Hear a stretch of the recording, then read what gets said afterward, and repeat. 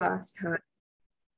Oh, recording. Not everyone was here last time, but what we did the last session was everyone wrote about a favorite place, and there were a lot of people chose a beach that they like.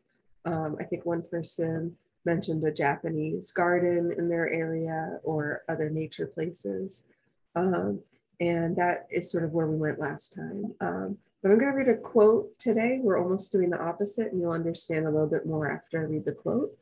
This is from actually a book I really recommend, but the blur effect. It's so blurry. Yeah, it's called Thoughts on Being at Peace by Helen Exley, and I'll put it in the chat after, a little bit later. Hey, great. But this book is just wonderful. It has a lot of really great quotes. So the quote I'm going to read, you do not need to leave your room. Remain sitting at your table and listen. Do not even listen. Simply wait. Do not even wait. Be quiet, be quite still and solitary. The world will freely offer itself to you to be unmasked. It has no choice. It will roll in ecstasy at your feet. And that's by Franz Kafka.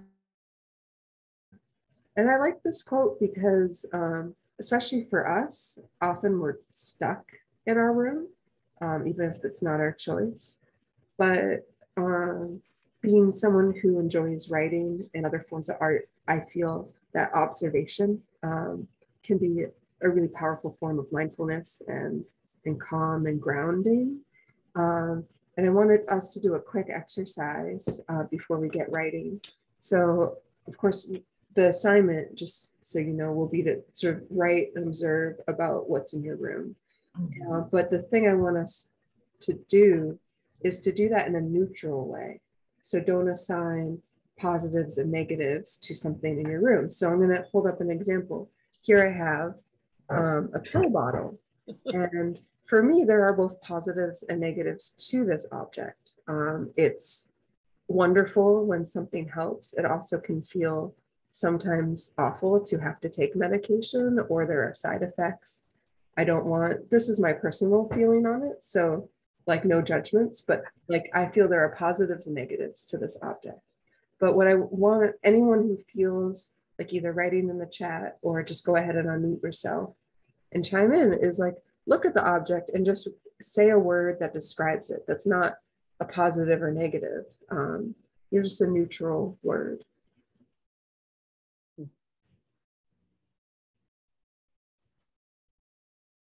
Container. Container, yeah.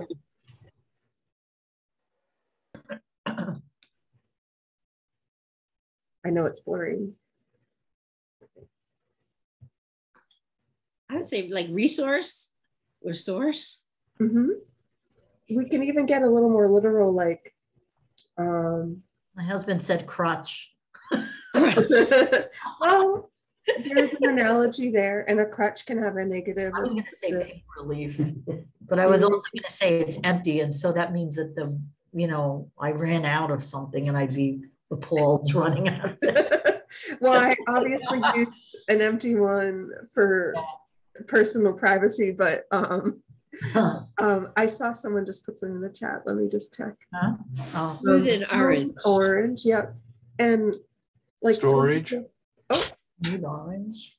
I missed storage. Storage, yep. Try to think of something from your senses, like I like what Jamie was saying. Smooth and orange. Is it hard or soft, light or heavy? Empty. Empty, yeah.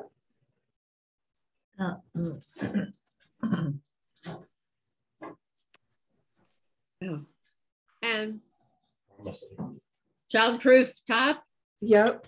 Or even there's some kind of struggle in that. Yes. Yeah. Or tightness. Kids can get it open. Oh, let's talk about that later. that used to be a big fear of mine about pills. What, Edda? That used to be a big fear of mine about pills and other people getting, little kids, or if I left it somewhere, like we were on vacation, I used to go ballistic about it, like really upset, not ballistic, very upset, because I don't want anyone to get hurt or I don't know. Yeah. But that again is something from here that you're taking onto this. Yeah. But when you look at the object objectively, you know, it is what it is without, and it exists with or without your thoughts or fears about it. It's Right. bright colored. It's bright colored. Right. Yep. Can it trigger See-through? some other, can you say some other emotion it triggers by No, looking no. at it or not? No. I think I'm trying to gear us more towards observations from the senses. Senses. Oh, you can see through it. Yep, you can see through it. Oh, it's transparent, translucent. Translucent. Translucent. Uh-huh. Something to hold? What, Jim? Something to hold? Yep. It's like a nice hand size, actually. They're very tactile. Yep. Ooh. And the reason I'm having us think this way is when we are doing this writing exercise to observe, it's to kind of try to get us to a place where, like as the quote says, the world can roll in ecstasy at your feet. So you might look at something in your room and it has a negative or positive connotation to you, or it has an emotion to it, but maybe it's a good just for 10 minutes just to observe. Just a little taste, touch. I mean, try not to lick your pill bottles, but I mean, the fact that it's empty could easily mean good. You don't have to take those pills anymore. I don't look at it negatively. I look at it, oh, it's an empty pill bottle. You're going to use it for something else, and I don't need those pills anymore. I sometimes keep coins in them. Yeah, I keep them. Yep. So it could be a useful object Right, beyond right. initial intent.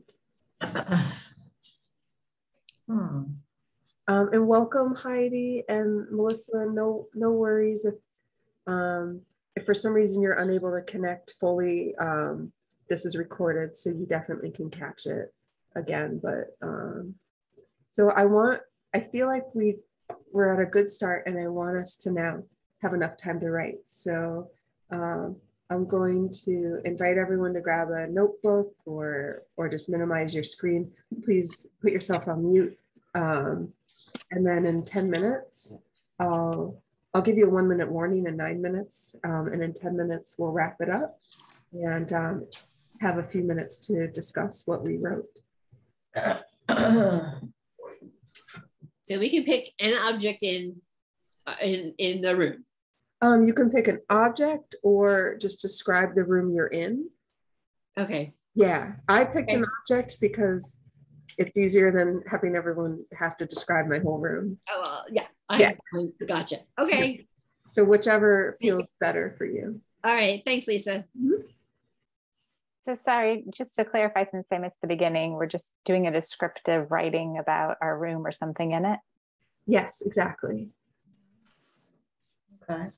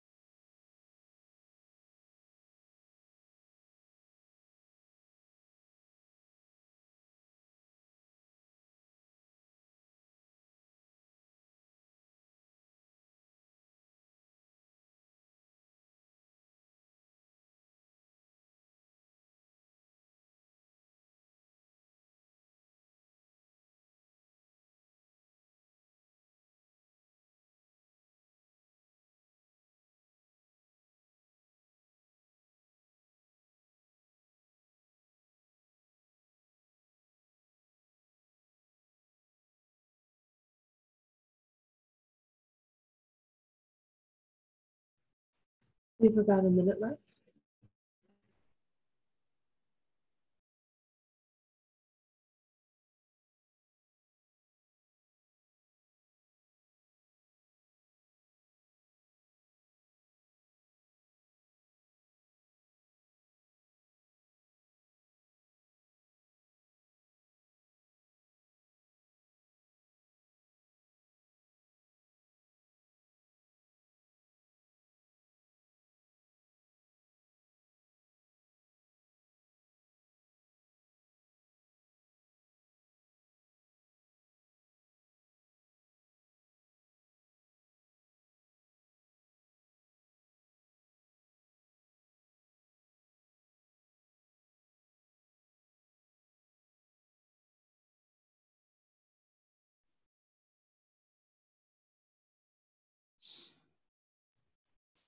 All right. If you're writing a sentence, just finish up here. Or if you're totally in the zone, don't want to join the discussion, just keep your camera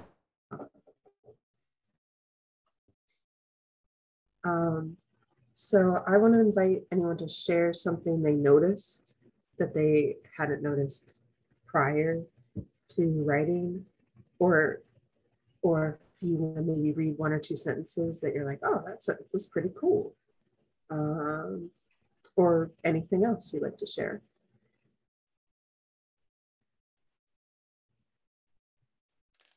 Lisa, for me, it was almost like a meditation where I wasn't thinking of anything else except the object I was looking at, and trying to describe it neutrally was challenging. It was a great exercise. I loved it.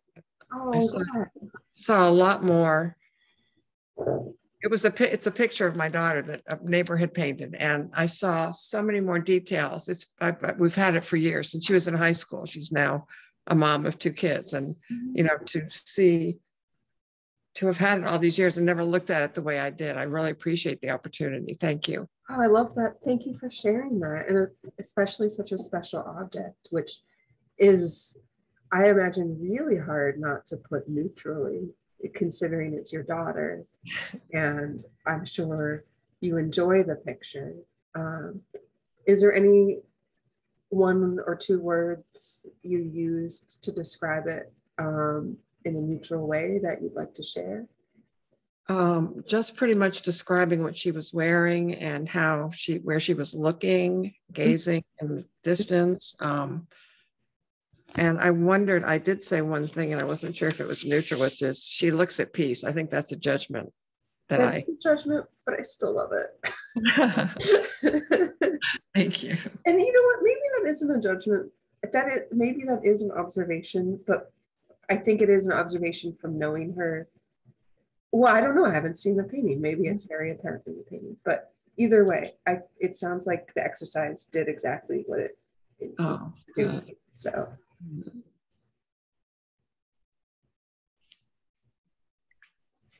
I was noticing on this cup, and you know, the reason I have the blurred background is because my camera doesn't work otherwise, so I apologize for all the weird visuals. But on this cup I have, which it's not coming into focus, but the bottom half of the cup is where the condensation is. I never realized that as the water level went lower in a cup, the condensation followed, and I was like fascinated with how that would be. And you know, just, and it's a total neutral thing, it's not like it matters, you know, but so that's kind of where a lot of my attention went. Heidi, I see you're nodding. I don't want to put people on the spot, but I'd love if you want. No, that's okay. I just found it really challenging too. I realized I like to personify things a lot. So like any object, like wants something, like I was describing, or is waiting to do something. Yes. And I just had to keep catching myself and stopping that and like, nope, like just what is it? What do I see? Or how would it feel? Or, you know, those kinds of things. So that was really challenging for me. I didn't notice anything new, but maybe I went too fast. Like if I had just stayed on one thing, I would have, I think. Did you jump around to different things? Well, I went from, I did several objects. Yeah. I did that too. There's no wrong or right if you notice something new or not. That was just a prompt to see if that came up for someone, but I don't think that meant you went too fast or slow or anything like that. I did the room. Mm-hmm. And what you feel when you walk into the room. Mm-hmm. So, that it was built and decorated with love. I have preterm labor, so I was laying in bed while my husband did the hard work. And with Winnie the Pooh, who speaks nothing but love and friendship, I wanted my daughter to always have those qualities and to be aware of them and to always see blue skies. Well, it's funny, Kelly, because I know you use your daughter's old room for these Zoom meetings, but I now always associate you with blue skies because Wanted a peaceful blue sky. Yeah. Thank you. Does anyone else want to share anything? We have a few more minutes. Well, I did something a little bit unusual, Mm-hmm. is that I immediately focused on something that has taken over most of my life for the past 2.5 years, as far as all my free time. Mm-hmm. And I learned some interesting things by describing it, and some of them related to how it affected me.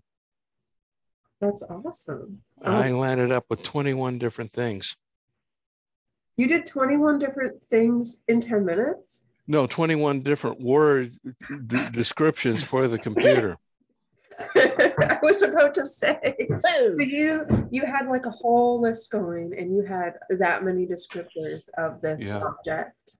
Yeah, I can go over some of them if you want me to. I would love to hear that. Yeah. Large, heavy tool, time-consuming, window to the world, useful, frustrating, unreliable, heat-producing, annoying, flexible, informative, maddening, stress-producing, communicating, expensive, dust-collecting, venting, accountability, interrupting, pleasure, and learning. Is this a computer? Yes. I love that I knew what it was from the descriptor, yet you didn't say anything to specifically talk, no actual words to say it's a computer. No, I didn't. But I share all of those thoughts about computers. You created the image. Like I could, by the words that you had picked as descriptions, I pictured in my mind that it was a computer. So that worked out just how you wanted it to, Jim. Yeah. Did anyone else want to share? We still have a couple minutes. You can share anything at all, even like this did not work for me and I want you to do this next time. Those comments are okay too. I can share. Can you hear me okay? Mm-hmm. So I stuck with one object. So my experience was similar to Anita. It felt meditative because I was so focused on trying to just figure out everything I could about this one object. But I got to learn a new thing. So I was describing a plant, and I wanted to describe the leaves, and they're shaped. The leaves are shaped like kind of like that with a point at one end. Mm-hmm. And I looked it up, and it's a simple acute shaped leaf. So I like that I was able to, hey, this plant is like 8 years old, and I probably just gave it more attention than it's ever had. Yeah, I love that because it's something that's in your house, or I'm assuming you're at home. I mean, I guess it doesn't matter. It's something that's in your presence and you experience it, but have you really? And so now you really have in some other way that you hadn't before. Thank you so much for sharing. Last call. Even something in the chat if anyone wants to share in the chat. I would just like to take this into my life and do this more often. It's been wonderful. Thank you.